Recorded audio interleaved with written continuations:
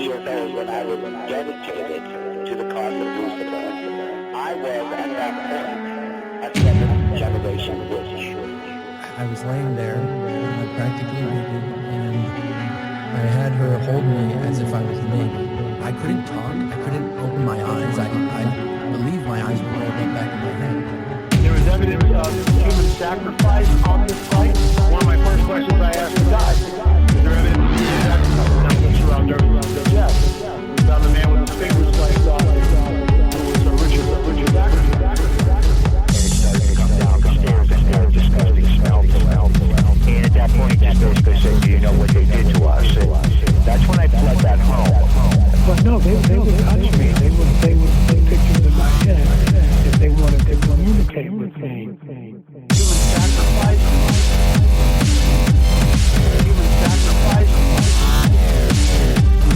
Human sacrifice. Human sacrifice. Implants are real, okay? You know, we've got them on X-ray, we've got them on CAT scan, we've got them on the Gauss meter, which measures magnetic field, 7.5. We've got them on an ultrasound machine. It's right there. It's hard, physical evidence, not delusionary. All right. So we're back. Yet again. Back again. Round 3. There's something you will never hear. Patreons will never hear. No one else will never hear. No, it was great. We had such a great intro for you guys. Like we were on a roll. We were hilarious and charming. You would have loved it. But the computer glitched out, and so now you're going to get this intro instead. Sorry. Yeah. Well, we did talk about how tired you were. We did. Yes. We did. Let me reiterate. You were extremely tired. I was extremely tired. Last week. Yes. I worked 60 hours in 3.5 days somehow. Took some naps. Well, tell everybody what you're doing, because it's kind of interesting. You get to do interesting things at your job. I do, yeah. And one of those is auditions for the TV show The Voice. Whenever they come to Nashville, I get to run sound. And I can't talk about anyone specific or anything, obviously, but like I think in my room we did about 200 interviews or 200 contestants going up, and in 3 days. And so it's like it's really fast paced, really intense, but it's a lot of fun, and they're a great crew. I love working with them, and you get to hear some really, really good vocalists too.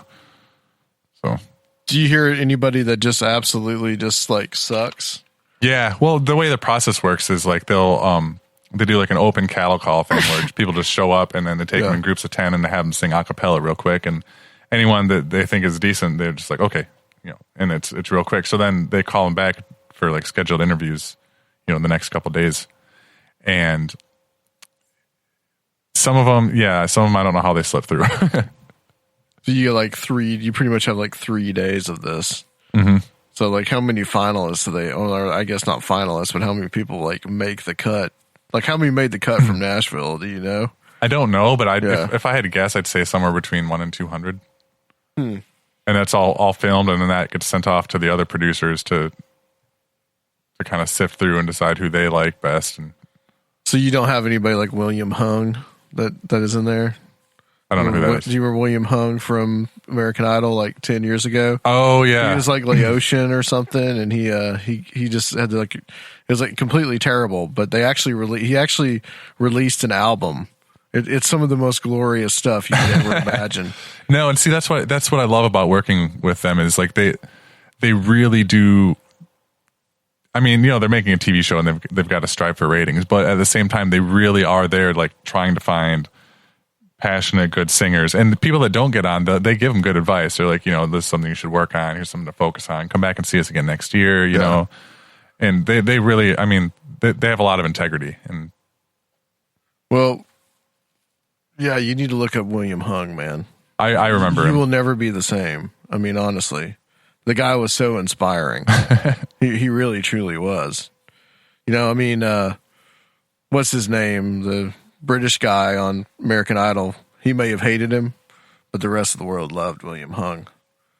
I can tell you that right now. He did an awesome version of a Hotel California and We Are the Champions, among others. But I had a great time. I was gone for about 10 days. And I was in Atlanta, and then I ended up in Chattanooga. It was where my parents live. And hung out there, watched the inauguration. But first in Atlanta, I was hanging out for my friend's birthday party. Turned 40 years old. And later on, we went out a couple of days later and had dinner with Joshua Cutchin and Randall Carlson. Got those two guys together. Talked to Randall about some of the things that he's been working on, which includes something that deals with your hometown, Rob. That's what I hear. Yeah. And about the possibility of a meteor shower that caused the Chicago fire. So we'll probably get Randall on. I'm going to get Randall on sometime again this year to talk about all that stuff, because the guy is fascinating, man. I mean, he yet again blew our collective minds. So, As always. There's like gray matter leaking out of our ears. Yeah, I thought it was an interesting theory that you brought it up. My hometown, well, me and Alyssa both grew up in Manistee, Michigan, and he was saying that there was a bunch of other fires that broke out around the same time as the Chicago fire. So we Wikipedia'd just before recording, and there's the whole article about it, and it doesn't link the source directly to the Chicago fire. It says that the same winds that built up the Chicago fire may have contributed, but it lists like 5 places around Michigan that also caught fire at the same time, and they say the most likely cause was meteor strikes or lightning. So Yep. lends a lot of credence there. Yep. It's interesting stuff. I mean, he always puts things together in this kind of, it's almost like, I guess, a quasi-astrological way, things that happen in the precession of the equinoxes, and interesting correlations between the movement of the stars and constellations, and it's all like really complex and complicated. So Right. a whole other show. It's math. Yeah, we need to get him back on. I think he's going to go out west, I think, sometime in May. I'd love to go do something like that, but I just don't have the money or the time. And we may be going somewhere in the middle of the month, more in the middle of the year. We, more on that, but just think about the 70th anniversary or something for everybody out there. Oh, guys, I want to talk a little bit about the inauguration. Kind of hard not to. I mean, that's all everybody's talking about right now. I did get a chance to watch it. I basically watched most of the whole thing. It's interesting. Well, I want to get your thoughts on it a little bit, Rob, about what you thought about it. Did you watch any of it? No, I haven't got a chance to go back and watch it yet. I've just heard bits and pieces and not enough to really have any kind of educated opinion. I know that he has put through some executive orders going after the Trans-Pacific Partnership and a few other things, which I got to say I don't disagree with completely. I like the idea, like I was saying, of focusing more on America, not trying to police the world. And yeah, I do too. Those are good ideals. We'll see where he takes it. Yeah. For the most part, I thought his speech was well done. I mean, it was like automatically Trump got a lot of flack over the speech, of course, from the media. Imagine that. There were some things in the speech that I think were a little unsettling. Some of the things for me that were probably unsettling was talking about the strengthening. We need to strengthen our military. We need to strengthen the police. We're going to go after the criminals in the city. The kind of like law and order stuff that you hear. This is why part of the reason I don't think that Trump is going to be a small government guy. I think he's going to be pretty big government. And people that think that he's going to be the one that's going to, anytime that you're going to be using the government towards those ends of cleaning up the streets, quote unquote, that means that you're going to have an increase in government power. But as far as, putting America first, I also like what he said about being an example for the rest of the world and not necessarily the policeman for the rest of the world. I think this is going to be this could be, emphasis on could be, a big shift in our policies as we, in the way that we look towards the rest of the world. What is going to happen? What's going to be the alignments that are going to occur? How are we going to relate to NATO? How are we going to relate to Russia? How are we going to relate to China? What is, how are we going to become more and more inward and looking at our own business over here? Or are we going to, is something going to happen that's going to occur to have us yet again become the world's policeman? I think only time will tell. You heard certain things like this. I remember when George W. Bush was elected, they talked about compassionate conservatism. They talked about leaving the rest of the world alone. But then 9/11 happened, and that's not what we got. So we shall see. And we'll see what his economic policies are going to bring. Today, we're recording this on January 23rd at night. He met with a bunch of economic and business leaders and talked to them about bringing jobs back from overseas and basically paying American workers. And so we shall see. I'm going to reserve judgment on any kind of Trump administration for the moment. That's just how it's going to be. He's not going anywhere for 4 years. Now, as far as, did you see the protests? You see any of that? No, I haven't even heard about any of it. See, that was another aspect on that day, Inauguration Day. There were protests going on in Washington, D.C., and some of them got pretty violent. Fairly close to the parade route, to the inauguration parade route, there was a lot of protests going on. Police had those, those flash grenades and some tear gas. They had people in mass throwing rocks at the police. I even saw at one point they had this little barricade going, or half-assed kind of barricade where they took some of the it was the newspaper dispensers and trash cans and mailboxes and had them strewn on the streets, like they were using them as barricades against the police. I thought that was kind of funny. Later on in the day, there was somebody set a limousine on fire, and they were breaking store windows and all kinds of stuff, man.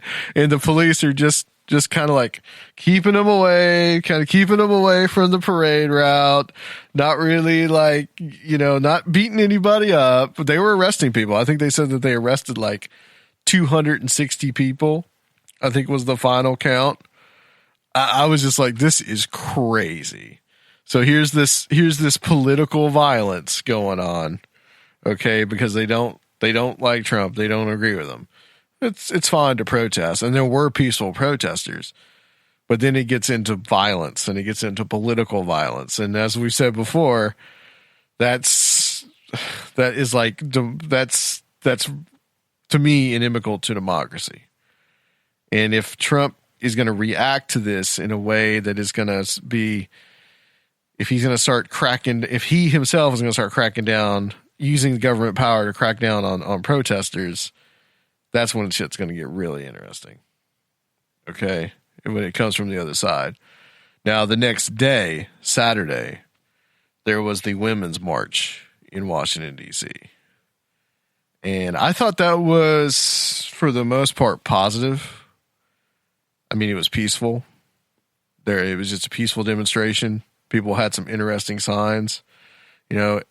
From what I saw, it was what it was. It was a protest movement.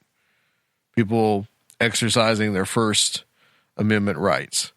All except for the woman that I saw that had the black and white shirt that said "Love Abortion" on it.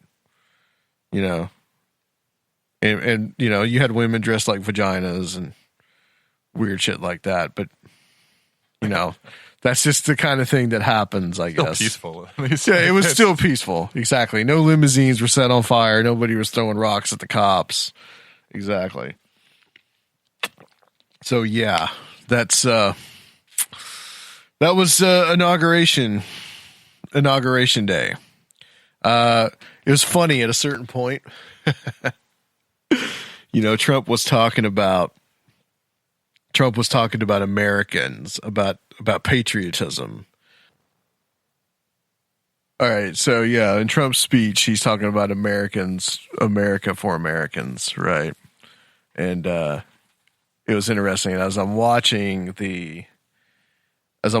this inauguration coverage, they go to this little luncheon. And so this thing takes like an hour. And I switch over. So I don't want to watch any of that. So I switch over to one of the Showtime channels at my parents' house. And they're playing Gangs of New York. Have you ever seen Gangs of New York? I have. Okay. So Daniel Day-Lewis's character he plays a nativist, someone that at the time was against immigration of any kind to the United States, even though their ancestors have been immigrants, but whatever. Right. Mostly at this period in the time of Gangs of New York, which is during the Civil War. This is the immigration against the Irish. Okay. And his name is Bill Cutting is his character, Bill the Butcher. And he's in this like Chinese place, and they're celebrating this battle that he had fought against Leonardo DiCaprio's character's father, right? Liam Neeson in the movie. One of my favorite movies of all time, by the way. And he says he's got his little, he says something like, enough of this madness, this monkey music, talking about the Chinese music. He says, we need real music. This is a night for Americans. And then the people come out with their little hats and the flag in the background, and they got the drums. And I'm like thinking, man, nothing has changed in 150 years. I was like, this is the perfect juxtaposition from what I just saw.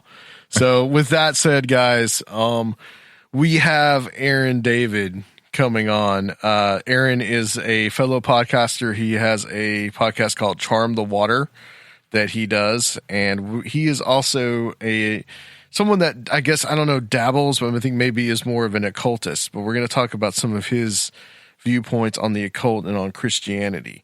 And Rob, if you're ready, we'll go ahead and go to the interview. Sounds good. All right, we'll be back, guys, on Conspirinormal.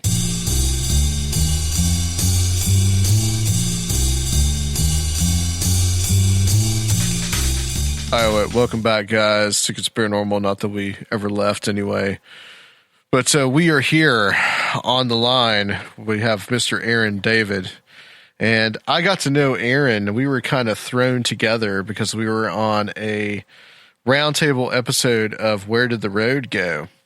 And what was funny about that was when Soraya contacted me to see if I wanted to come on, and of course I said yes. I asked him who else it was going to be, and he said it's going to be Joshua, Aaron, and Aaron David. And I said, well, I don't know Aaron and David. Who are they? And he said, oh no, it's Aaron David of Charm the Water podcast. And that's who we have on now. So just a little funny story there. I thought you were two different people, Aaron. I appreciate you guys having me on. It's great to be here. Yeah, absolutely, man. I've been listening to your show as well. I'm kind of like in the first few episodes, and I skipped ahead a little bit to listen to some of the later episodes. I could kind of like get a good account of where you are now. I haven't heard some of the latest ones, but I'm real curious because we had talked about, on that roundtable, we kind of got into a little bit about Christianity, and we got into a little bit about the occult and how the two come together. But before we kind of get into that, I want to just kind of like get, tell me about Charm the Water, the podcast, what it is that you're trying to accomplish by doing the podcast, what you're trying to get through to people, what you want people to know about, about kind of like your journey. Yeah, I guess this was last, I want to say June, possibly May. I've been listening to podcasts for, a few years, and had wanted to do one. And I got into listening to Gordon White from Rune Soup. And one day he used the phrase "charm the water," and that just like clicked with me. And I was like, "That's it. That's the name of the podcast I'm going to start up." So I did it, and I center on the occult and hoodoo and woo woo and stuff like that. So I have had a couple of Christian guys on, one a pastor from Soma. And so we do go here and there, or I do. yeah, I did listen to that show, and that was very interesting. I kind of want to get into some of that a little later. Nice. What was the phrase that he meant by charm the water? What does that mean? What does that mean? You know, I don't know. I'm going to have to go back and find the episode that he said that in. He was using it as a sort of term, as kind of influencing the people in culture, I believe, but I can't remember exactly the context. Because I love the title. It's a great title for a show. Yeah, something about it when I heard him say that, and I never had heard him use that term before, but it just kind of clicked with me. I know, you know, Joshua Cutchin, and you know, I believe how I met Josh is through talking about Uncle Gordy, as he calls him. So I know we're both big fans of this. Yeah, I've heard an interview with him on Where Did the Road Go. I'm not too familiar with him and his work, but I'd like to get a little more. I think what is it? Starships, is that the name of the book that he wrote? Yeah, I know have Josh not got talks my hands about him on all the time, it. so I'd be interested to know a little bit more about him. Is it Rune Soup? Is that his podcast, or is that someone else? Yeah, that's him. Okay.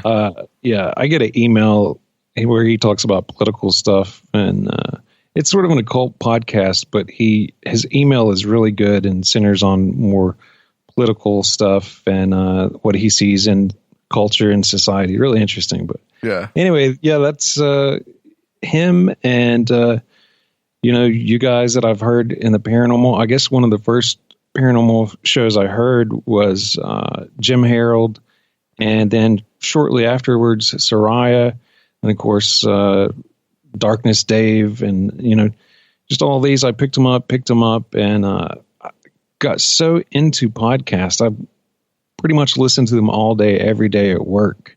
So that adds up quite a bit. Yeah, well, same here, brother. I mean, I do a podcast, and the reason I got into it was because of other shows. I discovered Where Did the Road Go way after I started Conspirinormal, but now that's kind of become my favorite show, really, honestly, to listen to. But other, you know, I started out listening to other shows. One was actually guys from North Carolina called World of the Unexplained. I don't know if you ever listened to them, but they were kind of like in the Kernersville, Winston-Salem area. And I'm still really good friends with one of them, Jay Scott. And we talk from time to time. And it was one of those shows that, you know, they were kind of like furiously right-wing Christian, but then they would have all these weird new age guests on, and they would have, They would talk to people like Linda Godfrey and John Zaffis and these type of people. And I would just listen to this show religiously. I would go to sleep listening to this thing. I was like probably 28, 29 years old. And, so they were a huge influence on me. And so, and then another one, of course, Future Quake was big for me too. That was our good friend, Dr. Future, who I'm sure you've heard on the show. And once he stopped doing his shows, when I started doing Conspirinormal, but some of the other shows like Where Did the Road Go and others that I've picked up since then, Gralien Report, who Micah Hanks, in your neck of the woods there in Asheville. Yeah. You know, those have been big influences on me too, as well. So just even after stopped Conspirinormal. So I totally get what you're saying. I mean, I live and breathe podcasts, man. It's all the time. Before, I mean, you know, there's all these people on this post-industrial workforce, just a horrible landscape. And then to find podcasting and find people who think like you and who are into the same things you are is just really amazing. Yeah, absolutely. That's one of the best things about it. I'm also gotten into history podcasts lately too. So that's another one. It's another aspect of it that I love as well. So I want to talk to Aaron about your background, and because you kind of, am I correct in saying that you kind of grew up in kind of like the charismatic Christian kind of setting? Yeah. So how did you go from that to getting into like the occult? Yeah, I grew up, my uncle had a church, the Asheville Full Gospel Tabernacle. And so I was exposed to some wild wackiness early on with Pentecostals. They're pretty mystical into things like prophecy and dreams and healing and stuff a lot of the other denominations wouldn't touch with a 10-foot pole. Yeah. And then, kind of was just, that was part of my life, but I really didn't investigate it fully for myself as like, okay, I'm going to say now I'm going to profess to be a follower of Christ. And so that happened around 2010-ish when I met my ex-wife. Mm-hmm. And at this point, the church was my Uncle Boyd's son. And it's a Assemblies of God church. And so, I had a weird experience there. Actually, while they were doing on a study on the Holy Spirit and Acts and, the fire falling and you speaking in tongues and all this, actually, while I was asleep, woke up speaking in tongues and kind of had this vision of Jesus on the throne above me and this sort of evil presence I couldn't see to my left. And I never knew what to make of that. I was just like, okay. But at that point, I started getting into the Pentecostal doctrines and because I guess I'm sort of an extremist. I want to be fully on board with something or not. So I said, if I'm going to embrace this, I need to look into it. And so when I did, I started saying, wait a minute, I'm not agreeing with a lot of these doctrines. And I'm curious about you. I wanted to ask you, Adam, what kind of background you had in the church, or if you have a background in the church. I know you profess to be a Christian as well. Well, I'd say like I kind of had a weird when growing up, turning the tables on me, Aaron. When I growing up, man, my dad was an atheist, which he is no longer. He's a Methodist now.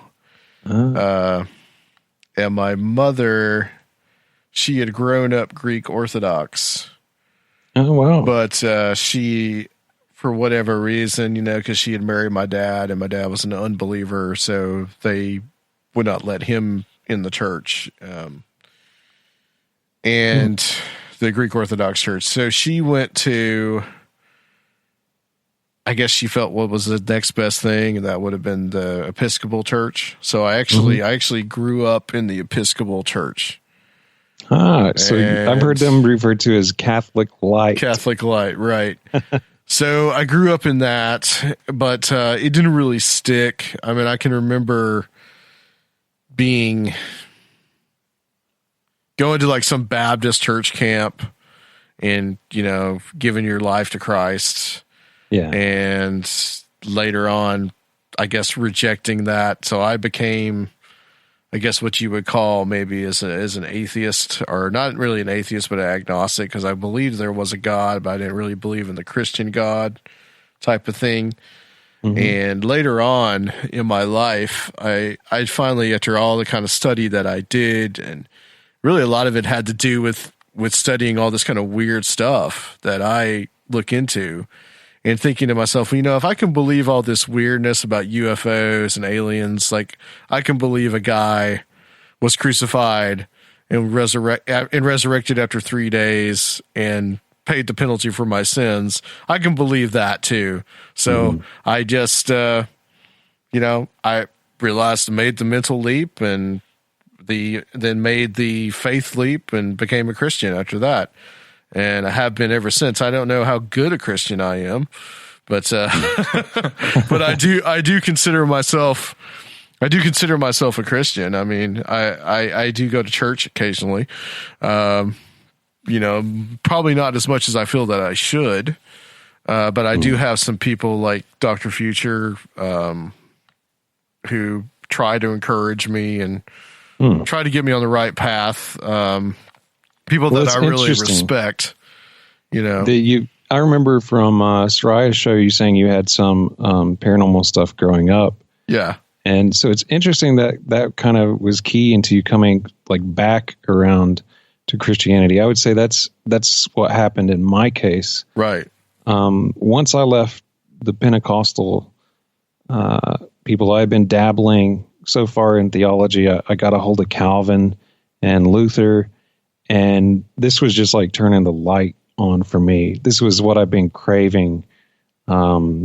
Just very rational, laid out, systematic examination of Scripture, and I was like, "This is what I've been waiting on." As opposed to, the charismatics are very based in their feelings and emotions, right, and all that. Right. And so I was just starved for something intellectual, and the charismatics I encountered were very anti-intellectual, and very discouraging. And so I washed my hands of them and went to a Baptist church and got married. And actually, I got married at the Pentecostal church, but that marriage only lasted around a year, even though we'd been together about 8 or 9 years. In that time, like the theology, there's a scripture that says knowledge puffeth up in the King James. That's exactly what happened. Like I thought everybody was wrong, but I had all the Bible figured out, and everybody needed to have my view on things. And I would just argue with everybody. It's kind of like an atheist. Like I love YouTube. Like this guy named Matt Slick. Atheist and Christian apologists love each other. Really, I mean, they love to hate each other. It's like sports to watch them. They kind of loved arguing with each other. That's kind of who I became. And I had delusions of being a Christian apologist one day. And so then my wife left. And that kind of all fell away. And I just decided, that was the most traumatic thing in my life yet. My dad had died right before that. And so this stuff just all hit. And I just kind of walked away from church. I had prayed and prayed and prayed. And when it was apparent that my wife wasn't coming back, I was just like, well, screw you, God. I'm done. This is all, not only are the charismatics ridiculous, ineffective, not relative to anything going on in reality. Theology is irrelevant too. It doesn't save anybody. It's useless. And so I just dropped it all. And somewhere along the way, I met a guy named Rufus Opus. And he sent me his Neoplatonic Basics. And that was it. From that point on, that was my entryway into the occult. Interesting story there about that. About what you said about looking at things from a rationalist perspective, or one of the reasons why I like the church that I go to when I actually go is it's a Calvary Chapel, and they're kind of based in the whole. I guess they're based out of the like Jesus freak movement from the 70s. But I think Chuck Smith was the guy who right. But they take a very there's almost a very rational approach to some of the things that they do, at least as far as my church is concerned, because it was very refreshing to me because I'd been in. I guess it was kind of a charismatic environment, and I really did not take to it very well. It really just did nothing for me. Essentially, a lot of that stuff really made me uncomfortable. Yeah. To be honest with you, and when I got into Calvary Chapel and I saw these people that were Well, it was just no BS. It was we are reading the Bible straight through. Yeah. We're not we're not going to pick out the things where you can live your best life now, and you know Jesus is going to get you a car, or you know he's going to send you a check after so many weeks, like the Peter Popoff junk. You know, I'm saying that because I saw some of that on TV the other day with my dad. I was telling him who Peter Popoff is, but anyway. And Benny Hinn and Joyce Meyer, right. Creflo Dollar. We could go on all day long. Yeah. all those shysters. Yes. And so there was that mixture of that, and then there was a mixture of just, you know, let's anoint the doorway to the house and all that. Like, no, you know, I just wasn't comfortable with it. And so yeah, I mean, that very no nonsense approach that I really liked, as far as that's concerned. But yeah, so you would kind of, I guess, I mean, do you consider yourself kind of fallen away, or do you consider that you still have the basics of Christianity there? Ironically, it was my occult dabbling that sort of brought me back around. I always identified as Calvinist, and about Chuck Smith and Calvary Chapel, the guys I was listening to on podcast, Matt Slick, he goes to a Calvary Chapel. He's a Christian apologist, and he would always recommend people looking for a church. They're like, I don't know, how do I get in this Christian stuff? I want to go to a church. There's so many bad churches out there. Which one should I go to? And he would always recommend Calvary Chapel for the exact reason you said. They preach through the Bible verse by verse. They don't skip over anything. Right. They don't cherry pick. It's just straight through teaching. And I have a lot of respect for him. I used to love to listen to a guy, I can't think of his name, on the radio. But you know, I dabbled in some stuff in reading Rufus Opus's Neoplatonic Basics, and I also read a little bit of Eliphas Levi. The idea attracted me because it talked about the Magi from, the pretty much magicians who knew astrology and stuff and came to announce Jesus. Sure. So that was attractive to me. And I said, maybe there's some stuff, here that I should look into. And the next thing you know, I was doing ritual, starting out with the Kabbalistic cross and the lesser banishing ritual of the pentagram, and then the middle pillar ritual. And then I did my first love spell once I recovered enough from my wife's absence. And then one relationship blew up. So I did this magical thing to try to get another replacement, if you will. And that exploded in my face after a while and really just demolished me more. This was like the most traumatic time in my life at this point. And so looking back over that, it's just like digging my hole deeper. And I started having these weird synchronicities with spirits that had strabismus in their left eye. Strabismus is where your eyes aren't centered. One goes kind of off. Okay. And this is going to get really weird. That's what this show's about, man. So let's weird it up. I mean, I'm fine with that. I had this is when I was dabbling pretty heavily. I had a spirit appear, and she was looking out a window, and I was on the other side of the window, and she was looking directly into my eyes, and she had this strabismus thing going on in her left eye, and it was the most stunning look on her face. I've always described it as the soldiers with the 100-yard stare you see pictures of. Mm-hmm. It was something like that you could tell something had happened in her life that was utterly traumatic. And I guess the next spirit I encountered, I didn't visually see, but I went to the graveyard one day to find a spirit to work with. This is while I was reading Rufus Opus's a modern Goetic grimoire, and you take these tablets and you drop them off at a grave, and it's sort of a Saturn Mars working, and you essentially work with that spirit.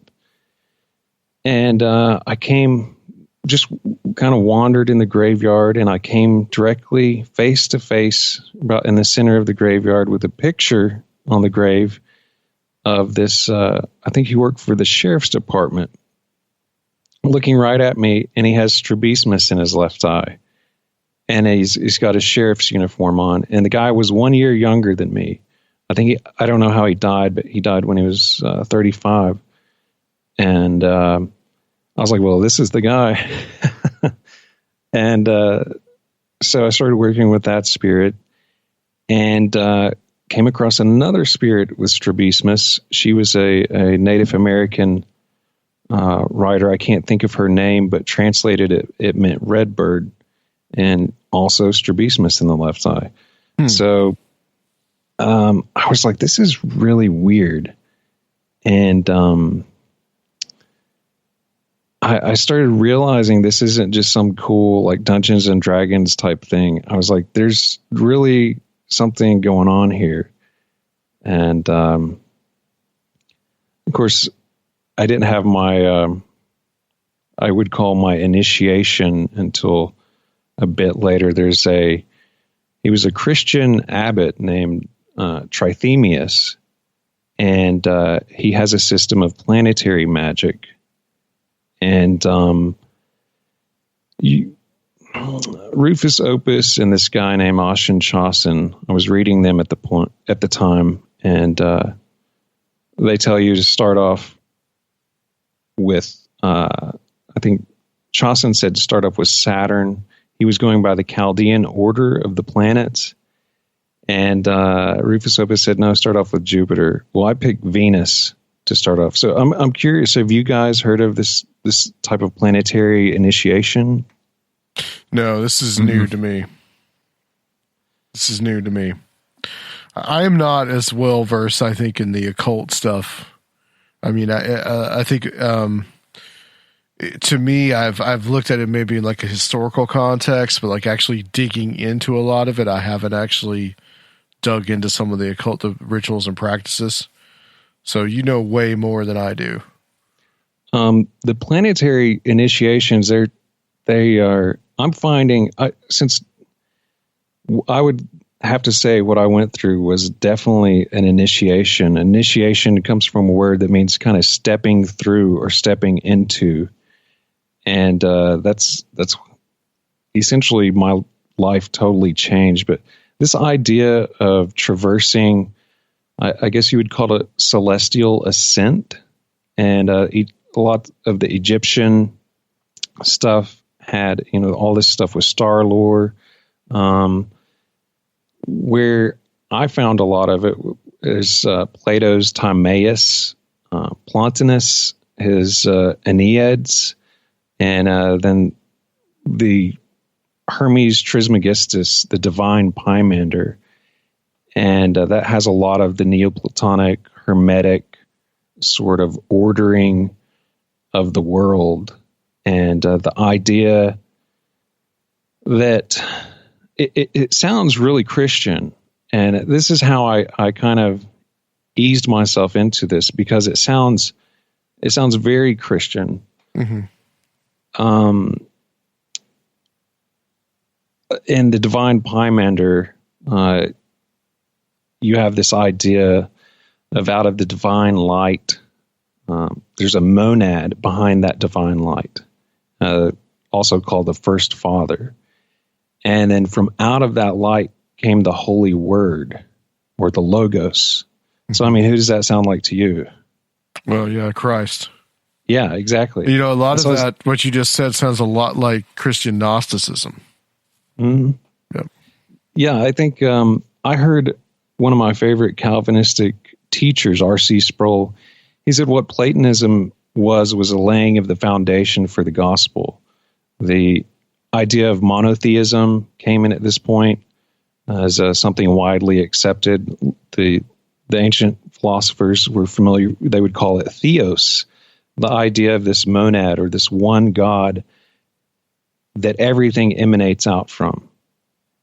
And so with the divine Pymander, you have the Logos enters this chaotic, unformed darkness and creates a separation with matter, and that's where we get the four elemental realms: fire at the top, air below that, earth and water at the bottom. And then in this divine Pymander myth, God creates a workman, and he's of a dual nature. Again, I recognize this from Calvinism, what they call the dual hypostases of Christ. He was both fully man and both fully God at the same time. And so I was like, well, I've heard that before. Right. And so the Logos and the workman became one of this dual nature and created 7 governors, each with their own sphere. Of course, the 7 governors are the 7 planets. And are you guys keeping up? Yeah. This is pretty. It's taken me a long time to realize what's going on here, but that idea, it was obvious to me. The Logos is Christ, and the spheres were set in motion by this what the divine Pymander in it calls the workman. And it was at that point when the spheres were set in motion, when our planets were set in motion in the galaxy, then God made man in his image. And so then we go on to, okay, what's man and what is his purpose? And I grasp onto this idea of kingship. And you hear a lot of, have you ever heard your pastor talk about co-creation with God? I've never heard my pastor talk about it, but I have heard the term, yes. Now, the early Calvinists, the early Presbyterians, the really hard-nosed guys took this idea of being elect very seriously. Yeah. And they were the rationalists. They pretty much created the West as we know it. And so they were very much into this idea of taking the reins and co-creating with God. But you don't see that in Christianity like anymore. I hear a lot of preachers saying, let God, let go and let God, or, you're right where you're supposed to be, or things like that. And that always disgusted me because in several generations of my family, very few of them had gone to college. Very few of them had done anything with their life. And so that message never was really attractive to me. And I got on this, that's what magic is about. Change in conformity with your will. And I was like, oh, this sounds pretty good. And then you have this Neoplatonic idea of being priest kings. And if you take my name, Aaron was the Levitical priest. And then, of course, David, King David. So I'm like, I'm really digging this. And I took verses like 2 Peter 1:3. It says, his divine power has given us everything we need for a godly life through our knowledge of him who's called us by his own glory and goodness. Through these, he has given us his very great and precious promises so that through them you may participate in the divine nature. And then you go to Revelation, and it talks about he has made us kings and priests. So this is very like into the Neoplatonic Hermetic idea of being like this king in your sphere of influence. And your sphere is like everything that you experience. So it's really taking control of your life in every aspect of your life. Mm-hmm. And so you want me to talk about the Venus working? Yeah, sure.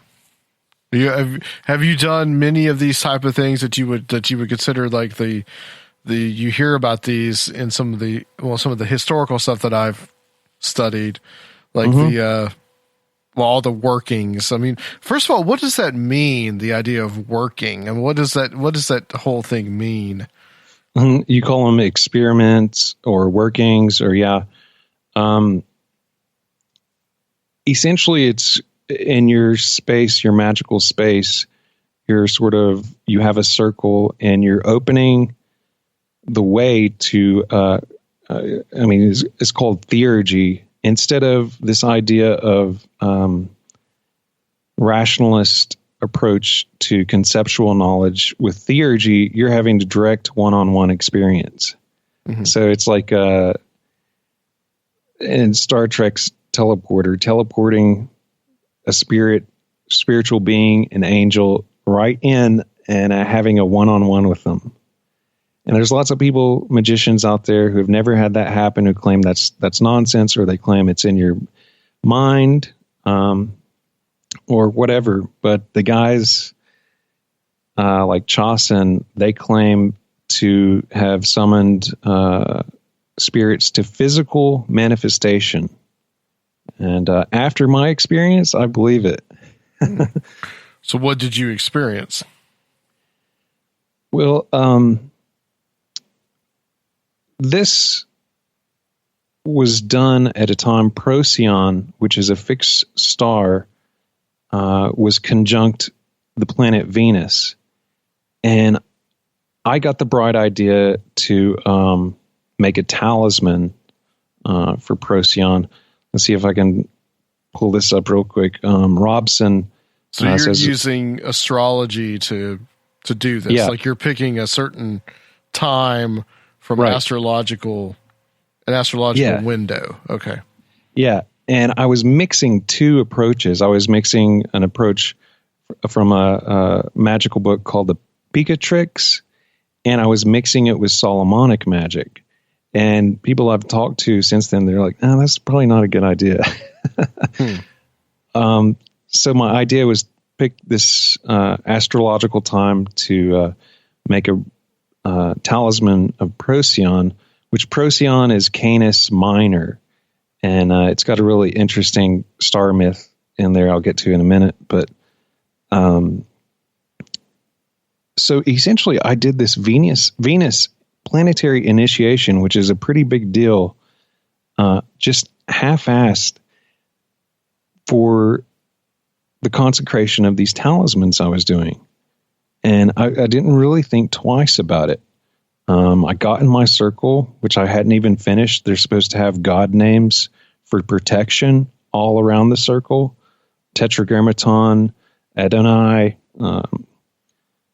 Eheye, these divine names of God literally placed on the circle for your protection.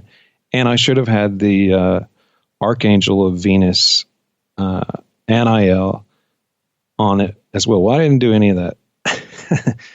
And just kind of half-assed went through this thing, and I went to bed and had the scariest experience of my life. People around me that have heard this so many times say, "Oh, your dream," and I say, "No. It wasn't a dream. This was astral travel. This was in the astral that coincided with things that were going on in the real world." In fact, there were a couple of things like prophecy thing. Let me send you a picture of the thing that I ran into in my house in this state, if I can pull it up real quick. But it was a black goat's head, and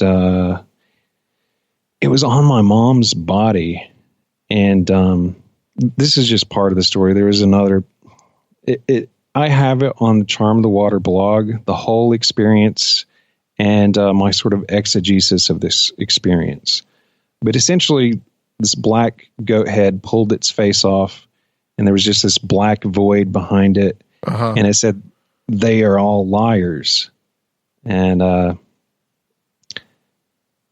for the next couple of days, I was just completely shaken after this. And one night I come in and I had a money altar, and above it I had a picture of Christ very large picture of Christ. The picture had been pulled down off the wall. There was finger streaks all the way down the picture, probably, I don't know, 2.5 feet or something, across the front of Jesus's face, like two hands just streaked across right the front. And so the picture was off the wall. It had smashed my money altar. There's glass all over everywhere. And I was like, what the heck? And then about a day or two after that, there's about 30 flies appears in the kitchen where this thing was in this dream state or this astral. Okay. And I mean, this was like, it was, we didn't have any windows open. No, there's screens not open. Just all of a sudden, 30 green flies in the house, like at this window that it appeared. It's like the Amityville Horror or something. What it made me think of was Joshua Cutchin's book and him talking about these entities and sort of this effect of entropy and the sulfur smells. And I'm like, I don't know. It just got me thinking. Did you smell sulfur? Did you have that sensation? No, I actually had to kill all the flies one by one, though, which you can't imagine like the feeling of like going through something like this, knowing it's your fault. You did this. You called something in. And it just now am I able to talk about it and laugh about it. It's been almost 7 months ago. So if you had to think about the symbolism of this event, I mean, what do you think that means? I mean, first of all, the goat. I mean, that's a hell of a motif. No pun intended. I mean, you see that all the time, right? I mean, down to the movie The Witch. Black Phillip, yeah.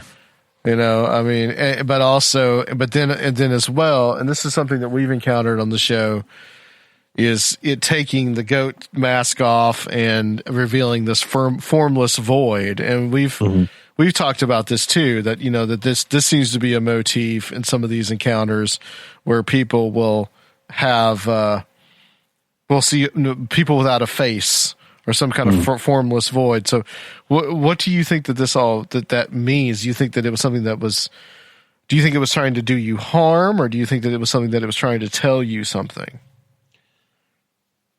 This is going to be subjective in my interpretation. Right.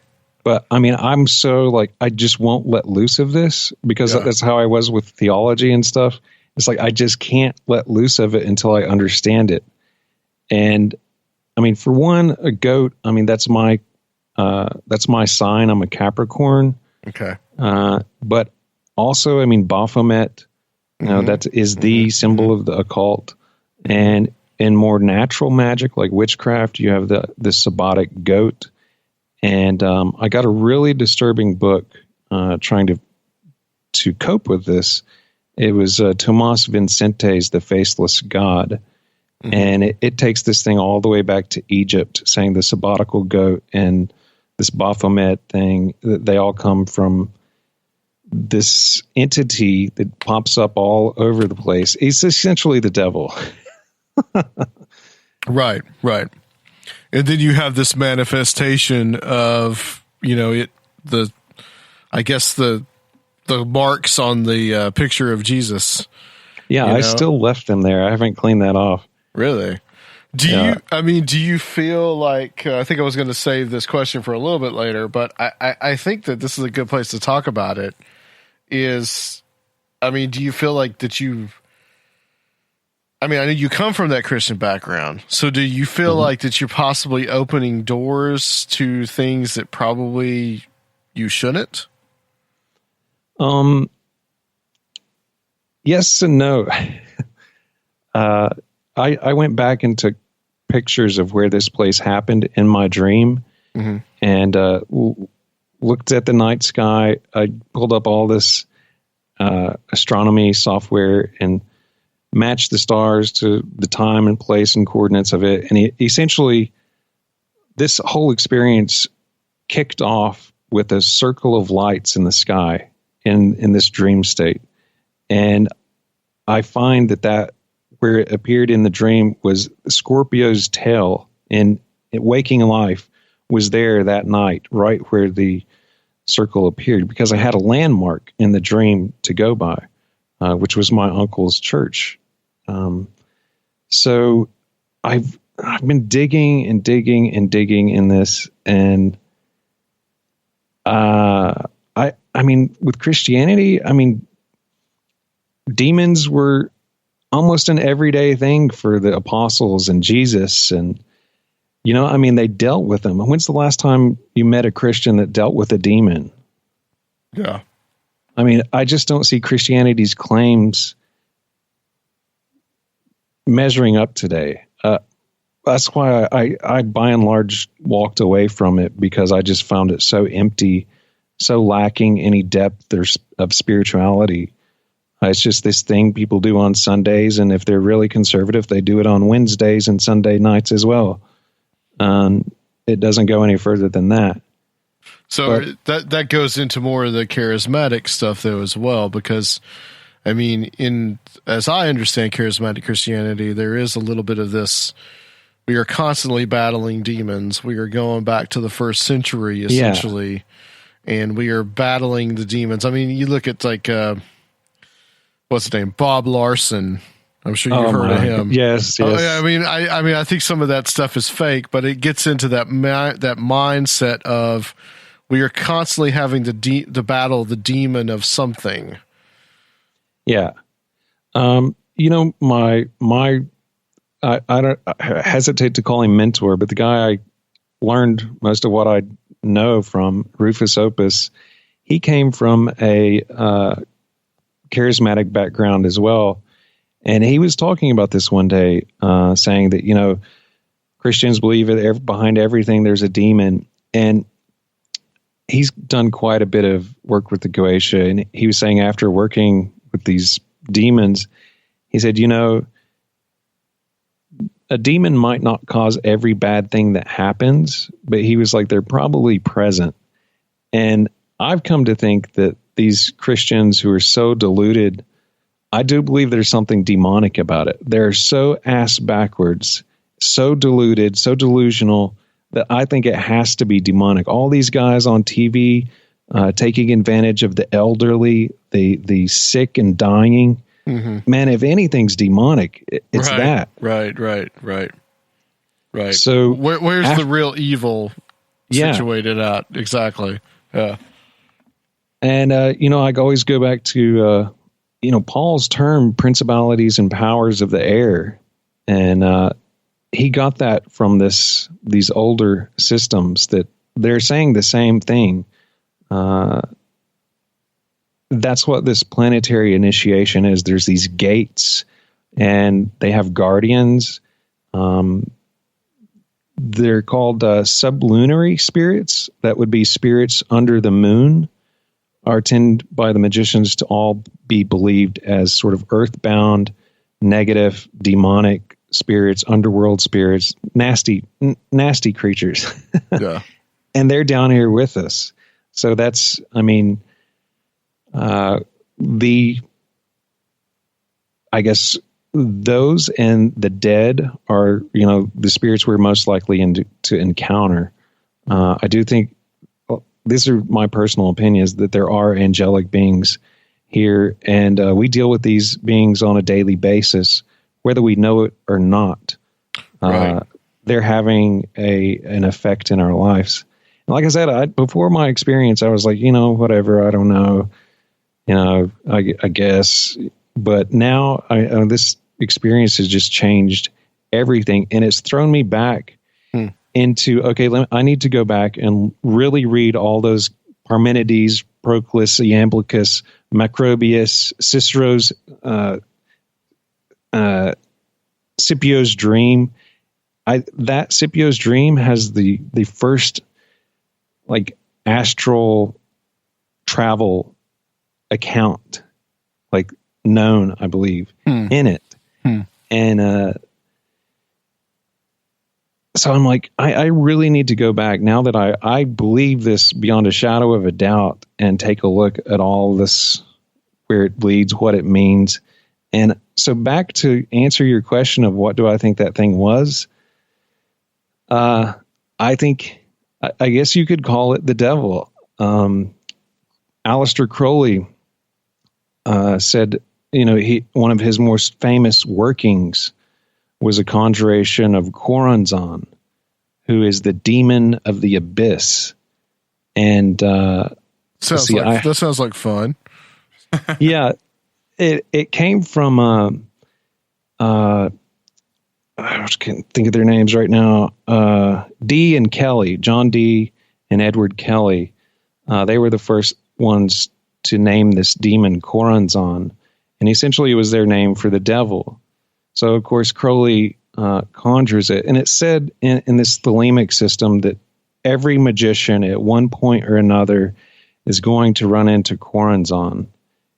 And he's this archdemon of dispersion. And it's said that his duty is to engage the initiate in conversation, endless loops of rationalizations that prevent him or her from finally surrendering to transcendent consciousness. And after reading that, I was like, that's the thing I ran into. What it gave me when it said they are all liars was a version of the liar's paradox, which the liar's paradox has been keeping philosophers and logicians up for centuries. And it really is a direct challenge to the law of non-contradiction in logic, which to Christian apologists, the laws of logic are absolutes, and they point to an absolute lawgiver. And so this goat thing, in saying that they are all liars, man, that echoed in my head forever. Which, yeah. And so once I latched on to like, wait a minute, that's a liar's paradox, and it's challenging. I mean, that's an endless loop. So I'm getting ideas. Like, I think a lot of occultism is not compatible with Christianity. Right. But I find it fascinating that, I mean, when I first spoke to you, and of course we didn't get a lot of chance to really dig into it on that roundtable. Mm-hmm. But I found it fascinating that you could almost be both. Because I've been told through my Christian life that you can't be both.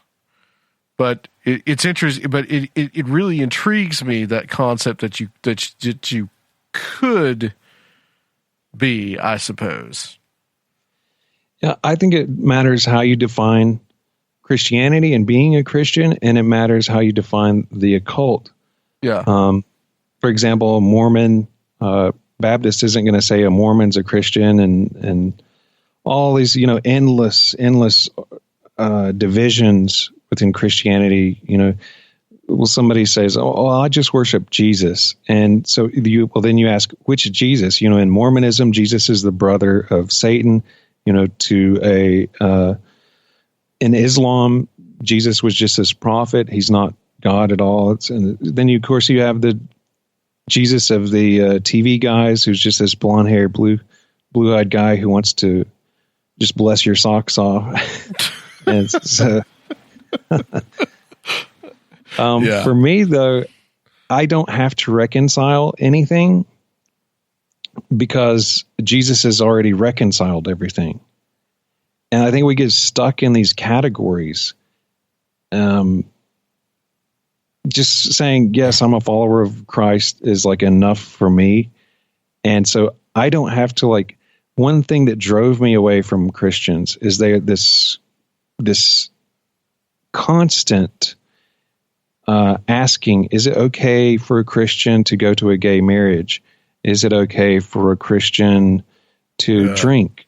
Is it okay for a Christian to do this, that? And they're just eaten up with that. And the answer Paul gave is yes, all things are allowed me. He said not all things are profitable, but he had no restrictions. So Christ had reconciled all things. So I believe that I'm being honored by God. That sounds weird, but in finding real experiences, which I've been after and have not found them, I think my earnestness in seeking the mind of God or seeking God, that's why I'm doing all this, this occult stuff. And it's a long story to get to the layout of that through Neoplatonic stuff and stuff. But well, one of the things that I found intriguing, and this is, I mean, I think this is through the lens of Alan Moore, but I know that he's really big on Crowley. And one of the things that I think that Crowley wrote about, and this is Moore lays this out in his comic series Promethea. I don't know if you've ever read that, but it's very much, you know, most of Moore's stuff, there's occultism in just about everything. There's occult elements, but this is basically Moore through this comic book heroine called Promethea, laying out his occult philosophy. And he talks about, one of the things he talks about with Crowley is he talks about how you will be faced and encountered with demons at a certain point, but they're just this thing to get past. And once you get past them, you can go on to all these other stages. So is that something that you feel like may be happening with you? I think, I don't think you're going to get past them. These things are like so old and so much more wise. I think Crowley was deceived. This is a point of conflict in magic circles. When Crowley did conjure Choronzon, there's two opinions. One, that Crowley did conquer the demon and move on. The other opinion is that Crowley fell, and from that moment became what they call a black brother, a black adept, and essentially was a black magician from that point on. Was it Choronzon that he was conjuring in the desert where, well, I mean, where, you know, basically him and the other guy had relations in the little circle, and was that the one? I honestly am not sure. I need to get you to talk to my buddy Freder Parsival, who's Thelemic. I actually have not read Crowley. I think that's it. This is a documentary that I saw. It was funny. Just as an aside, Luke, who's not here, he told me, he said, "Man, I really was into this occult stuff until I realized there was gay butt sex involved." Yeah, no, I have heard it in some of the higher degrees of Thelema. I've heard of that. I really don't know, but my suggestion to people would be go back to the sources if you've got interest in this, because I like I said, I find Thelema, it doesn't attract me because he just takes revelation and just takes on the role of Satan, Babylon, you know, the beast. So it's just kind of a trying to do away with Christianity by assuming the role of Satan, in my view. So it never was really something I was that attracted to looking into. Right. Yeah. But there's some dark stuff with Crowley for sure. Yeah. Yeah. If you don't mind, I'll give you a breakdown of the 7 spheres and a little bit of excerpt from the archangels as encountered by Chaucer. And I think you'll be really surprised at some of the things they say. All right. And by the way, Rob, where's the sound bite? Oh, I lost my adapter for my new iPhone 7, which only works with a special adapter. No. Well, we did have the whole Mr. Crowley sound bite from Ozzy Osbourne, but it's nice. Mr. Crowley. There, I just did it. Yeah, your version's better anyway. That reminds me, Jake Stratton Kent. Have you guys heard of him? The name sounds familiar to me. He's kind of like up and coming, like his name's getting bigger and bigger, more respect. He denies any transcendent thing in magic, denies the celestial aspect. I don't want to speak for the guy, but he's very big into the chthonic and the underworld sort of concept and denying this idea of transcendence. Yeah. But he's saying if you like Crowley or not, if you're into Hermeticism, you should read the guy because he's got some interesting things to say. But, speaking of Jake Stratton Kent, he thought my experience had to do with Procyon and said it sounded like something, an effect from that. Rufus Opus said it sounded like, he said, I hate to get thelemic on you, but it sounds like you're experiencing Chaos and Babylon, which are the two central figures in the Gnostic Mass. Okay. So I don't know, man, but this planetary thing, I'll just give you a little example of why as a king of your kingdom, your sphere, which is your life, everything, every aspect of your life, everything you experience would be your kingdom, and why you would want to initiate yourself into these planetary spheres. So Jupiter, the Sapphira of Hesed on the Tree of Life. Have you guys seen that thing, the Kersher Tree of Life? Yeah. So this is about grace, authority, rulership, power, expansion.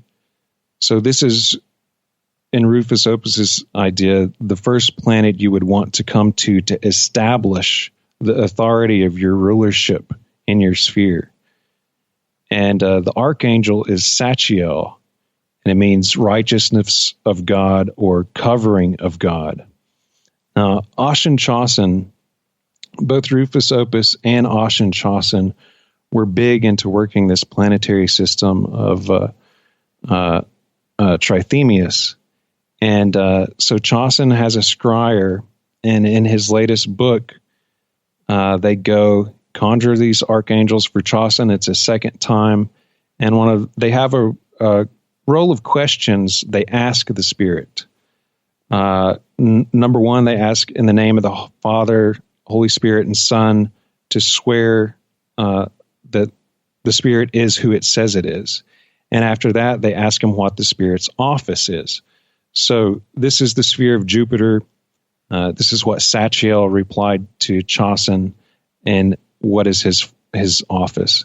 He says, the confident, jovial rule of my Father, I give the wealth of confidence. I give the bounty of action. I make a throne for all living beings that they may sit and remember the shard of sovereignty that they carry is of God, that is of El, that is of Elohim, who is older than the Hebrews, older than Sumer, and what brought men out of darkness. For me, that was shocking.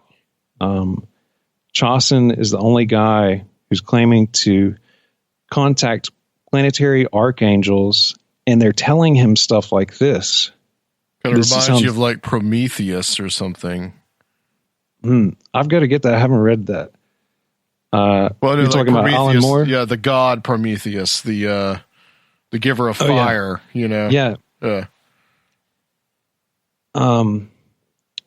Yeah, I forgot what I was going to say. I'll just move on to Mars. So Jupiter you go to, you initiate into, you've established your authority in your kingdom. Mars is the Sapphira of Gabura. This is the law of your kingdom, defense, offense.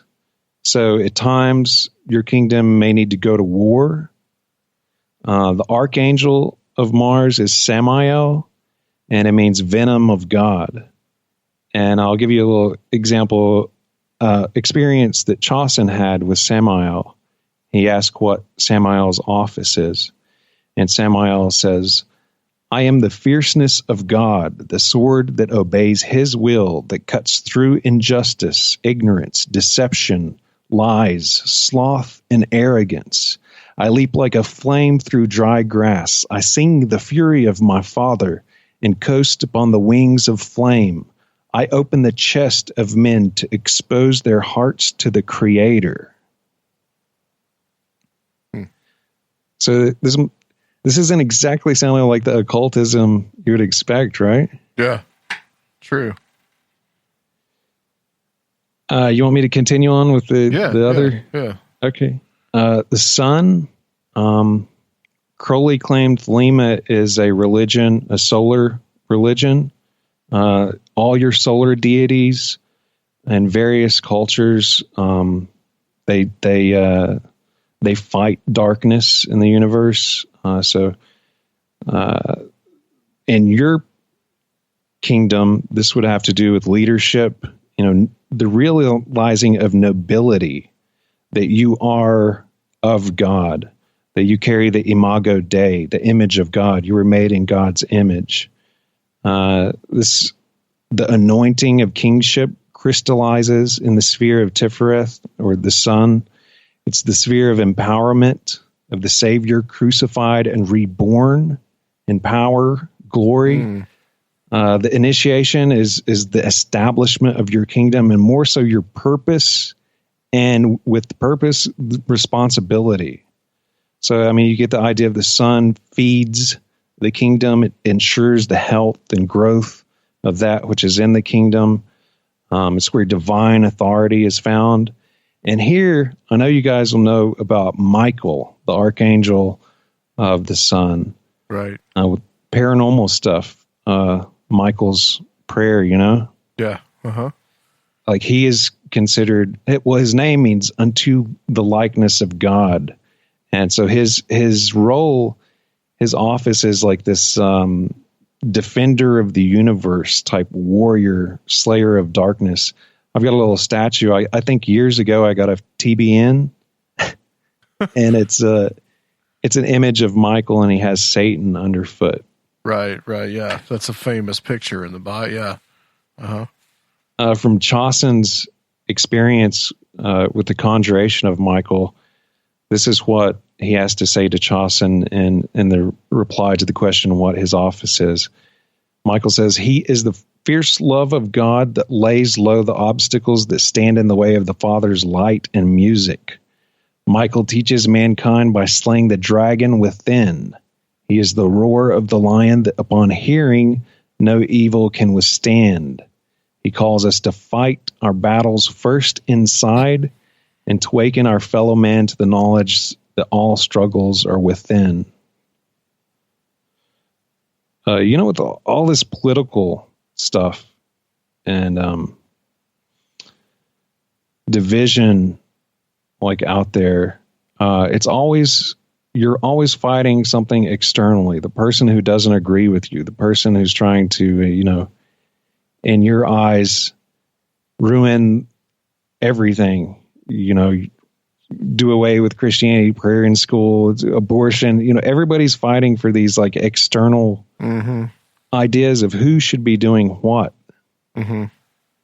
And so Michael's message is like, take care of your internal fights first. And then teach people. Yeah. What a novel idea.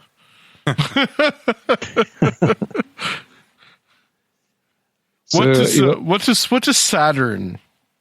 What does Saturn fit in here? Because it might get boring going through all these. Saturn is the most interesting. That's the planet that rules Capricorn, that rules myself. Saturn explains my personality a lot. It's the sphere of Binah. It's the beginning and end of all things, birth and death, time, limitations, restriction, boundaries. It's a malefic. It's not a pleasant, in old astrology, they don't call them malefics anymore. They're much more new agey about it. But it wasn't something good in the ancient systems, but necessary. So Saturn in your personal kingdom would be in charge of expanding boundaries or restricting boundaries. there are things that are born into our kingdoms, things that die away. Those are all things under Saturn's rule. And the archangel is Cassiel. And one possible meaning of that is speed of God. Cassiel is like essentially the Grim Reaper. I've heard of people doing conjurations and initiating into this sphere and having experiences with the dead. All kinds of creepy. I mean, imagine everything that comes along with the Grim Reaper and death. Some of the most bizarre, weird, freaky experiences are with this sphere. I had a friend that actually saw this friend not too long ago, yesterday, in fact. I had a friend that when he was younger, he used to see the Grim Reaper all the time. Like he'd have this, like he'd go out at night and like he'd be driving around and like he would drive and he would see the Grim Reaper on the side of the road. Like he would tell me this, and Jesus, like it was just the creepiest terrifying. thing, dude. I don't even. I don't think I would like come back from that and be normal. Yeah. And as a magician, not only calling on Christ, Michael, going to the sphere of Saturn may be someplace to go to take place to this, calling on the archangel of Cassiel. That's one problem I had with, coming out of Protestantism. It's not okay to deal with anybody but Jesus.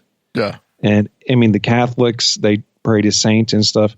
Right. But I mean, in a way, that's true. But at the same time, I mean, in the Bible, two archangels of the Bible are Gabriel and Michael. So I believe there's this whole entire hierarchy, and God doesn't do everything himself. He has all these beings, archangels, angels, even nature spirits. I'd go as far. So, Aaron, I want to ask you this about your background in charismatic Christianity and now your experiences with the occult. What practices do you see that are similar, or even the experiences that you had in charismatic Christianity, experiences and practices that you see are similar from charismatic Christianity to the occult? Do you see anything that's similar there?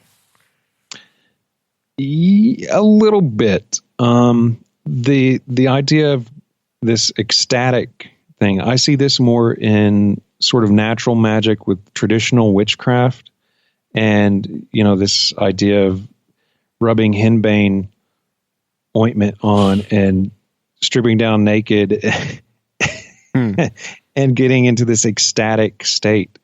That's what charismatics love to do, minus the nakedness and henbane. Yeah. In fact, if you've read Grapes of Wrath, the preacher in that quits being a preacher because they would go out in the field and they would have these ecstatic experiences, and it would always end with the preacher sleeping with one of the women in the congregation out in the field. They would get so ecstatic, and he would just almost this animal likeness would come in him, and he would end up doing that. So he got so disgusted with himself, he quit being a preacher. So that I do see. I would see in my cousin's church just a few years ago. I would see things like women getting in it's such an ecstatic state. They would let out yells like Xena, the warrior princess. Saw one woman bark like a dog. There was tales of the Toronto outpouring, people leading people around like dogs. The most bizarre behavior you can imagine. So it kind of reminds you of the voodoo type, letting spirits ride you. Right. So yeah, but I don't see any of that in ceremonial type high magic, I guess you would call it. Yeah. Yeah. Huh. It makes me wonder, what do you think about demonic possession? What do you think about that? Do you think that there is an external force that is working on people? Or do you think because what you just described there, I mean, you could almost say that barking like a dog and that kind of thing, you could almost say that that's the same kind of phenomenon as what you see as like a demonic possession. Yeah, it's very strange, isn't it? Yeah. For that coming from a super conservative, Pentecostal church, that type of behavior, it's like when they're not in that ecstatic state, they're the most like conservative, God-fearing people there are. But man, when they hit that state, it all breaks loose. And I always thought it dangerous, and critics of the charismatic movement within Christianity called it dangerous. Like John MacArthur is an example. Mm-hmm. He was saying, talking in tongues, that's what the pagans do. They do that too. They fall down. They fall down and twerk and do all these things, fall out in what's called the spirit. He said I remember him saying this over and over. There's no scripture being slain in the spirit. That's not in the Bible, but that's a big deal. I mean, if you watch Benny Hinn in his jacket slaying people right and left. Yeah. So, I think it opens up this ecstatic states to spirits, demonic spirits, maybe even the dead. Is not something I could reach. I can't get out. I guess I could in my own bedroom. I'll dance when nobody's looking. Sure. But I've never gotten to the point of barking or howling or anything like that. People. Go ahead. People getting that open are opening themselves to anything that may be going by or a walk in. Yeah, I mean, that's why some of it made me so uncomfortable. Of just like a lot of that stuff, like the speaking in tongues. I mean, that stuff's just weird to me, man. Right. Yeah. And not to mention the fact that not only is it weird, but I'm just like, you could just be saying anything, dude. I mean, you could just be making this shit up. I mean, I'm sorry. I mean, I'm very skeptical of it, honestly. I think from a point of view of both, I almost have like the spiritual point of view being skeptical of it, and then the rational point of view being skeptical of it. Like at one hand, it could be real, but where is it coming from? And the second hand is, well, you just could be making it up and you're a charlatan, Yeah. What fascinated, I think a lot of them do just make it up, but what fascinated me, I experienced it and I wasn't trying to do it. I mean, I just woke up out of a dead sleep doing it. Right. But what fascinated me was Terrence McKenna has this spiel on speaking in tongues, glossolalia, and he actually does it. And he talks about in deep states of the mushroom, like talking in tongues. I was going to say there's a lot of similarities there between other altered states, namely hallucinogenically induced ones. Yeah, when I heard McKenna talking about it, it sort of changed my my thinking on the dumb old Pentecostals and their tongues. Sorry out there. I don't mean to offend anybody. Like I said, I've come around from, I was one, and then I sort of, rejected them. And now I've come back around to re-examining some of this stuff and be like, wait a minute. Right. And I don't want to disparage anybody for their beliefs or what they believe in. I mean, there's people that I know that are charismatic, and I respect them. It's just like, for me personally, there is just like I'm just not comfortable with it. I guess that I'm not I don't know. I just like the demonstrative stuff just doesn't work for me, I suppose. Yeah. I think it comes down to this. If you're earnestly seeking the divine, the mind of God, it doesn't matter what denomination you are or where you are in history or anything. I believe that the divine will honor that seeking and meet you there. I think in all these categories we get so lost. I think if you're trusting in the Catholic Church's doctrine or Baptist doctrine or anybody's doctrine, you're not going to have it. But if you're within that structure and earnestly seeking, I think you can have a theurgic experience anywhere. Anybody can, in any worldview. Right. And just to say too, there's aspects of the occult that bother me as well. It's not just charismatic Christianity. So we're talking about two things here that in some ways I'm not very comfortable with. But I want to ask you about the ancestor worship thing, because this is interesting. This is something that I had not heard of as being anything in the mainstream occultism. But apparently there's this idea of ancestor worship, and really just coming from that round table with you and then listening to some of your earlier shows, you do talk about this a lot. So I'm curious what this is. Yeah. It wasn't really in high magic, ceremonial magic, until, we're in the age of information now, and we can kind of look and see what they're doing over in Kambanda or Lukumi or Palo, or, we can kind of check each other out. And so it's really come to, like in Asian countries, this has been like a thing that's going on. I remember seeing some paranormal show and it had talking about this experience where the ancestor came out of the sort of ancestral altar and stuff. So I always thought it was interesting. But in hoodoo is the particular one I picked up and ran with. And hoodoo, it's called a Black Hawk bucket, or at least that's how I started. And I started adding ancestral items around that. I can give you my experience. The first one, my dad had died, and I created this Black Hawk bucket. What you have to do is go to the graveyard and dig up some graveyard dirt, and which is exciting, the thrill of that. And you do other few little things, and then you just talk to your ancestors. And that night I went to bed and had a dream about my dad, and my dad introducing me to this little short man, only about 3 feet tall, named Edward. And Edward and I had a huge conversation that went on and on and on. And I can't remember it, but I remember walking off with Edward and my dad kind of being on a bench. And as I was so touched emotionally, I was crying.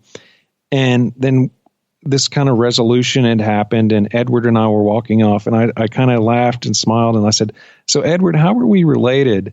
And he just was like, I don't really know. And I woke up. And so that was like, I was like, that's not the type of dreams I typically have. And so I've had some other interesting experiences. What you do is those ancestors you wish to work with that you believe are close to you, you just set up little bowls of water, and you can, on their birthday, put out a little offering or whatever. But, I can see Christians as being like, oh, this is terrible. Yeah. But I look to the paranormal. The paranormal is what kind of said, maybe there's something to this, because so many people have experiences of their dead family members coming to them in time of crisis or in dreams or whatever. And so to me, it's happened to me. I've had that happen to me. Yep. Mm-hmm. So me, it was a logical conclusion that in the spiritual world, your ancestors are around you. If we go by these experiences that are coming in. Right. Yeah. I do have a theory about that, just as an aside of just like, I do believe where our loved ones communicate to us is mostly in dreams. Mm-hmm. Like I have had dreams of my grandmother that passed away when I was 8 years old. I was very close to her.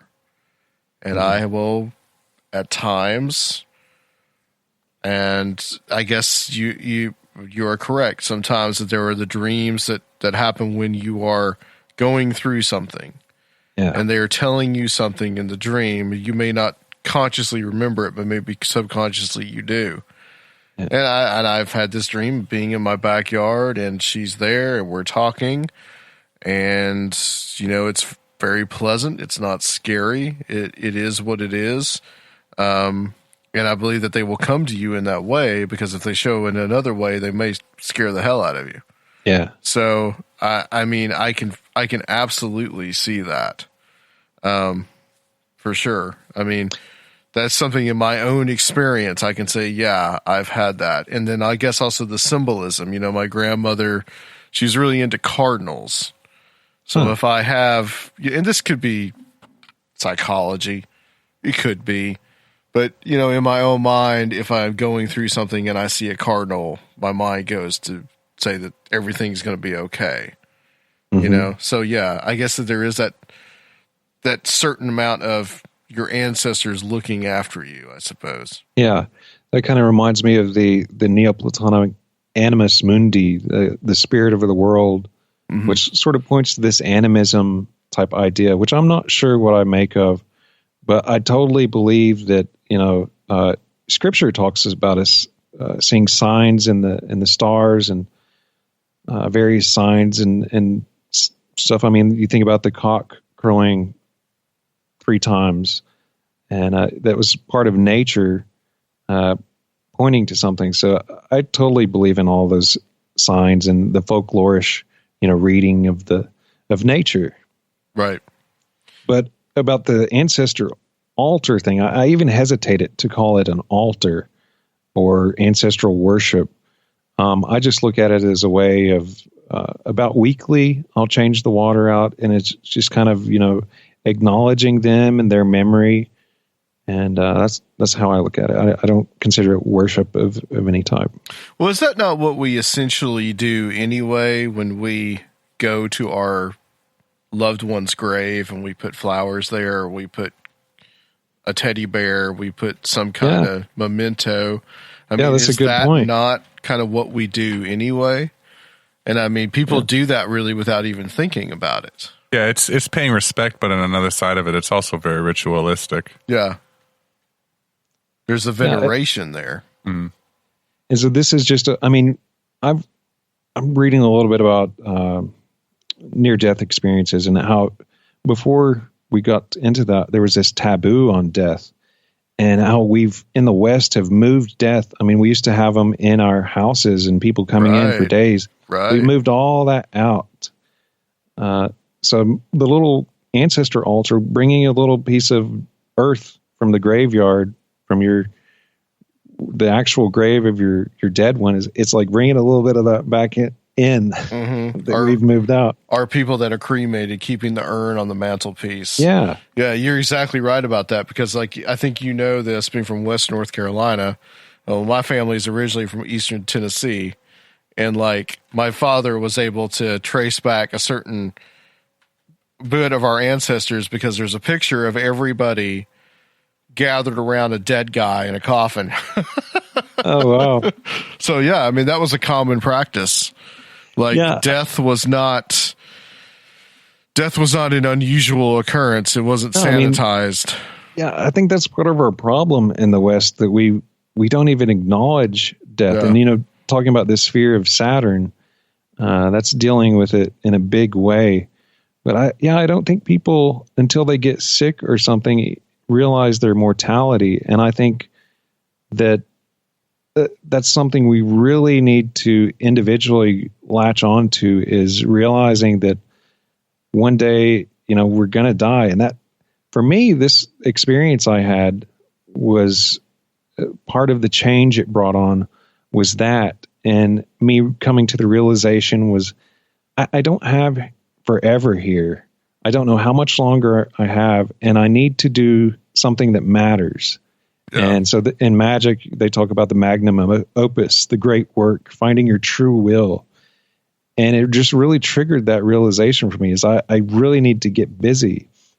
And in fact, the woman in the experience, she said, I don't want you watching TV. And like I say, it's a long experience. You can find it on Charm the Water blog. But I took it to heart. I said, I really need to stop entertaining myself and really, I mean, this stuff's real. So I really need it. It changed everything for me. So it may have been the devil. It may have been a demon.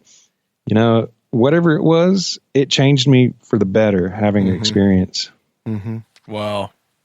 I hear you, brother. I hear you there. Aaron, I could talk to you all night, man. I think this is, we've only scratched the surface of how deep we can go with this. So I think we're going to need to do another interview, but tell people where they can find Charm the Water and how people could get in touch with you as well. Yeah. charmthewater.com, also on iTunes or your favorite pod feeder. You can contact me through Charm the Water Facebook page or charmthewater@gmail.com or whatever. And if you don't mind, I'll leave you guys with the words of Scipio's grandfather, Scipio Africanus. This was the guy who took down Hannibal. Mm-hmm. And he's out in the astral, and he's telling his grandson this. But if you look upwards and contemplate this eternal goal and abode, you will no longer give heed to the gossip of the common herd, nor look for your reward in human things. Know, therefore, that you are a god, if indeed a god is that which quickens, feels, remembers, or sees, and in the same manner rules, restrains, and impels the body of which it has charge. As the supreme God rules the universe that is mortal in part, so an everlasting mind moves your frail body. Wow. Thank you, Aaron. Thanks for having me, guys. Yeah, absolutely. Well, Rob, was there anything that you wanted to ask or say, or?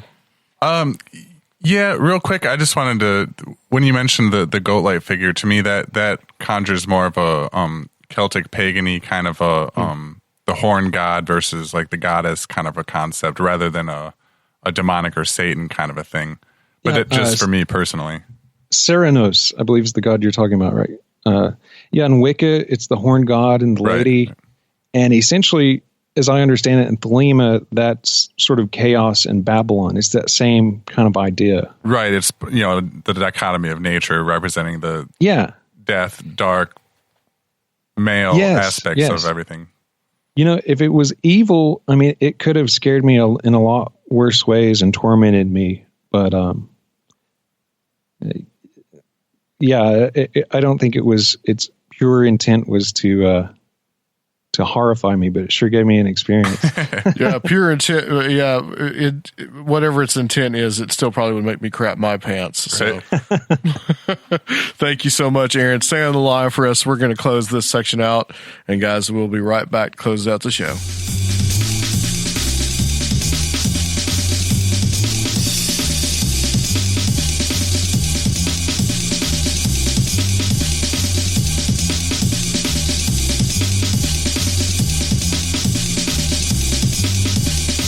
So I think my mind is absolutely blown. I think I'm totally exhausted. What do you think? Yeah, I'm pretty tired. But that I need to re-listen to it because I've studied a lot of occultish things, more on like the Wiccan side, pagan side of stuff. Like I never heard of any of the stuff he was talking about. It was interesting though. Yeah, I think he's much more, like I said, and I think he's much more into it than I am for sure. Like I've kind of like just from like a historical point of view or from the viewpoint of like conspiracy theory, I've studied it, but not like in the way that he's gotten into it, man. Right. And it's pretty in depth. What does Terrence McKenna talk about? Because I've heard Aaron mention this, and I think I've heard Joshua Cutchin mentioned this as well. So what's McKenna? Because you've read some of McKenna's stuff. Yeah, I'm trying to remember, what did he reference with Terrence? It was he was talking about altered states. Speaking in tongues in that respect. I think he was mainly talking about getting to that point of complete openness and stuff that ayahuasca or DMT would bring you, but getting there naturally. Mm-hmm. And I think that a lot of the charismatic Christians, that what they're doing is they're putting themselves into, like, unwittingly into a trance, thinking that they're connecting to God or whatever, but they're really just completely letting go of their inhibitions and letting whatever Yeah. kind of take over, and that's why you get like crazy ladies barking or Yeah. that kind of thing. And it's that's all it is. It's an altered state of consciousness. Well, have you ever seen like the snake handling stuff? I've seen videos. Like, I mean, that's kind of similar in a way. Like they do those dances with the snakes, and it kind of puts everybody in a trance. And it's almost like some anthropologists have looked at that and then looked at like something in a more tribal society, like in Africa or New Guinea and those areas, and said, this is very similar to the dances and stuff that they do. So it's like, it's a continuation of a primitive way of worship, I was watching a video the other day. This isn't really related, but it was just cool on Facebook where there's this guy in some African village somewhere, and there was like a king cobra. Maybe it was India. I don't know where they are. India. Must have been India. Yeah. And like, he was kind of like faking it out with his hands and stuff. And he did this thing where he grabbed it and just like pet it just right. And the thing just like went limp Yeah. in his hand. And he just throws it over his shoulder and like walks off like, yeah. You got to wonder. Yeah. You got to wonder if like, just like that one bite from that thing, you're done. Yeah, I know. And it's like, you got to wonder if when people go into that trance, they're able to, I don't know, maybe the motions or whatever, because like you see the snake handlers, the way they got the snakes are just like they don't care anymore. They're just like limp as hell. Right. Yeah, there's there's some interesting stuff going on there, but I don't think it's a connection to God that's protecting them from the snakes. Well, it could be that the animals are being put in some kind of trance as well. That, or that the people are just so in such like a heightened just sort of like I don't know, just they're in such a state of mind that they're just like radiating some kind of something energy, maybe. I don't know. Yeah, man, that is eminently fascinating. I thought this was interesting. I had never heard of this before until Aaron brought this up. But this is it, the Somnium Scipionis. The Dream of Scipio, written by Cicero. If you've ever been in Latin class, you've read some Cicero, so you probably hated it too. But he was talking about this as being like the first account of an astral projection. Yeah, that was interesting. And this is from the Book of Knowledge, Wikipedia. Nice. Talking about what happens in the Dream of Scipio. Upon his arrival in Africa, a guest at the court of Massinissa, Scipio Aemilianus is visited by his dead grandfather by adoption, Scipio Africanus, hero of the Second Punic War. He finds himself looking down upon Carthage from a high place full of stars, shining and splendid. His future is foretold by his grandfather, and great stress is placed upon the loyal duty of the Roman soldier who will, as a reward after death, inhabit that circle that shines forth among the stars, which you have learned from the Greeks to call the Milky Way. Nevertheless, Scipio Aemilianus sees that Rome is an insignificant part of the earth, which is itself dwarfed by the stars. The planetary spheres are enumerated with references to Pythagorean thought and the idea of the music of the spheres. Then the climactic belts of the earth are observed from the snow fields to the deserts, and there is discussion of the nature of the divine, the soul, and virtue from the Stoic point of view. So, astral projection, seeing the stars, it makes me think of also the contactee literature as well. If I don't know if you ever looked into that from like the 50s and the 60s, when people would say that the Venusians or the Palladians would take them on their spacecraft, and they would see the Earth and the moon and the planets and the stars, and yeah, it's very similar in that vein, right? Yeah. Yeah. Really makes you think. Like, what's really going on? Are we getting some kind of is it an astral projection? Is it altered state of consciousness? Very possibly. Stoicism is interesting too, if you've ever looked into that, but that's all ancient philosophy. Right. And the music of the spheres. And Aaron was actually, he was bringing that up, the planetary spheres. Yeah. Of what those are. I mean, this is stuff from this is old stuff, yeah. I mean, up into like Copernicus And of course, it only goes up to, well, the sun and the moon are included, and Saturn's the last one because they didn't find, well, Uranus. I could say they didn't find Uranus until 1700 something. So nobody knew it was actually there. And then Neptune was later. Neptune, Pluto, yeah. But well, yeah, so. Poor Pluto's not even a planet anymore, so. Yeah, so you had the sun. Well, you had the Earth. Earth actually was in the middle of the solar system, right? Yep. And Earth was probably flat. Yep. Still is, according to some people. But you had the moon, Mercury, Venus, Sun, Mars, Jupiter, and Saturn. Those were the planetary spheres.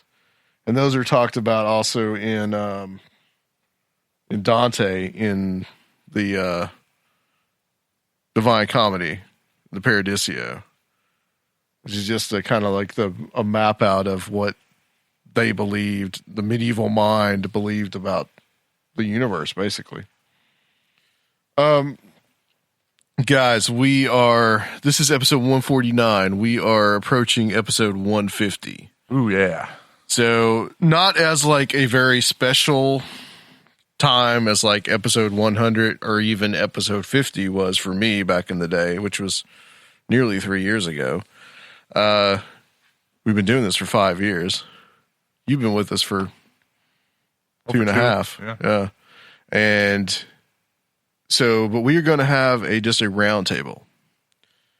And we should have Soraya from Where Did the Road Go, Joshua Cutchin, and Red Pill Junkie, who often do round tables on Where Did the Road Go. But I wanted them to join us as well. So, and we'll try to have most of the whole crew here. I think Heather will be here as well to sit in with us. So it'll be epic. Yeah, it should be epic. We may have to kind of do the round table and then maybe do like 30 minutes of just us. Yeah, it's gonna be. Yeah, we might have to. It'll be hard to get that many voices a chance to. Yeah, everybody's gonna be, on top of each other. It's especially Alyssa because she drowns everybody out, like I've been told. So. We love you, Alyssa. But I did get some good response off the last romper room. Well, that's good. Yeah. So, I mean, I got the guy posted on Facebook. I haven't responded yet, but he posted on Facebook that he only got 17 minutes in, and apparently we're trolls because we call Trump racist or something. I don't know exactly how that works, but whatever. It is what it is. Guys, we still do have the Patreon up. We actually did get a Patreon.